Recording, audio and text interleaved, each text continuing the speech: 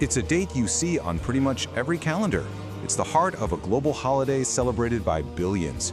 But what if I told you that the actual birthday of Jesus is one of history's greatest and honestly most fascinating puzzles? So let's ask the big question. When was he really born? Now, if you're thinking, easy, December 25th, year zero, well, hang on, because the real story is so much more complex and frankly, way more interesting. The date we all circle on the calendar has less to do with a birth certificate and a whole lot more to do with a profound message. And this quote from theologian Karl Rahner just nails it. You have to remember, the gospel writers weren't trying to be modern-day journalists. Their goal wasn't to pin down exact dates and times. They were trying to communicate a deep theological truth about who Jesus was, not just get the historical chronology perfect. So where do we even begin? Well, this brings us to our first major clue, or maybe more accurately, the complete lack of one. The foundational texts themselves are surprisingly quiet on the one thing we all want to know. That's right. I mean, you can read the two main accounts of Jesus' birth, in Matthew and Luke, and you get these incredible, powerful stories. You know, the manger, the shepherds, the wise men, but they never once mention a specific date. Not a month, not even a season. The exact day is simply lost to history. Okay, so let's get into the detective work, because while the exact date is missing, the Gospels do leave us this little trail of historical breadcrumbs. And, scholars have spent centuries trying to piece that trail together. And all that detective work has paid off. Sort of. Historians and biblical scholars have managed to move past that idea of year zero and have actually narrowed down the time frame for Jesus' birth to a surprisingly specific little window. And this is where things get really interesting. The academic consensus is that Jesus was born sometime between 6 and 4 BC, which, if you're doing the math at home, means our entire AD calendar system, the one we all use every single day, is based on a calculation that was actually a few years off. Wild, right? But, and this is a big but, getting to this window opens up a whole new can of worms. It reveals a major historical puzzle, because the two main sources we have for the birth story, Matthew and Luke, they actually give us conflicting timelines. And here's where you can really see the problem. On one hand, you've got Matthew's Gospel, which anchors the birth story to the reign of King Herod the Great. Makes sense. But then Luke's Gospel ties it to a census that happened when a guy named Quirinius was the governor. Now, on the surface, that sounds fine. But when you start to look at the actual dates, whoa! Okay, here is the contradiction in plain sight. King Herod, the one from Matthew's Gospel, died in 4 BC. But that census of Quirinius, the one Luke mentions, it didn't happen until AD 6. That's a full decade later.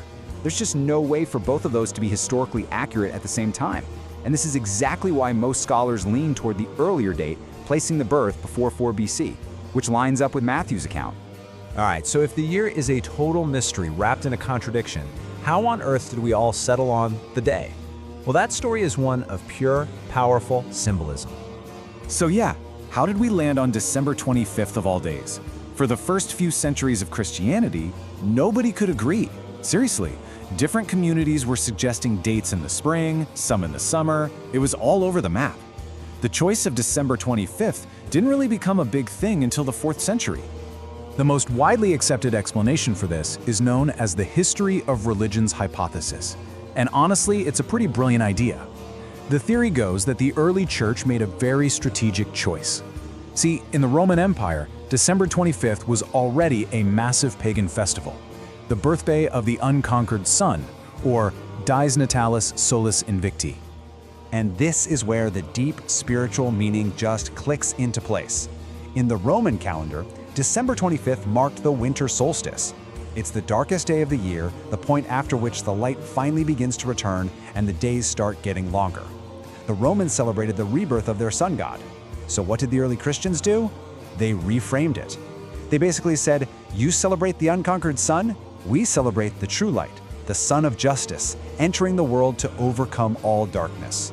And look, this isn't just some modern theory we cooked up. We have ancient writings where early Christian leaders are making this exact connection in real time. This quote here shows them directly taking on the pagan celebration, saying, oh, you say this is the birthday of the sun? Well, he himself is the son of justice. It was an absolutely brilliant act of theological reframing. So when you pull it all together, you realize the story of Jesus' birthday isn't really about precise historical dating. It's about powerful, enduring symbolism that has lasted for ages. So, let's just recap what we figured out. First, the Bible is totally silent on the date. Second, historians have a pretty good window of 6 to 4 BC, but it's based on clues that don't quite add up. Third, December 25th wasn't chosen because it was historically accurate, but because of its incredible symbolic link to the winter solstice. And finally, that choice was a huge theological statement about light conquering darkness at the bleakest time of the year. And that really gets to the heart of it all. The choice of December 25th tells a story. It's a story about hope showing up in the dead of winter, about light shining right when things seem their darkest. For early Christians, and for so many people today, that spiritual truth was way more important than getting a specific entry right on the calendar. And that kind of leaves us with the final question to chew on. When we look at history and faith and all the stories that shape our world, does a date's symbolic meaning sometimes resonate more deeply and last much longer than its simple historical fact? Something to think about.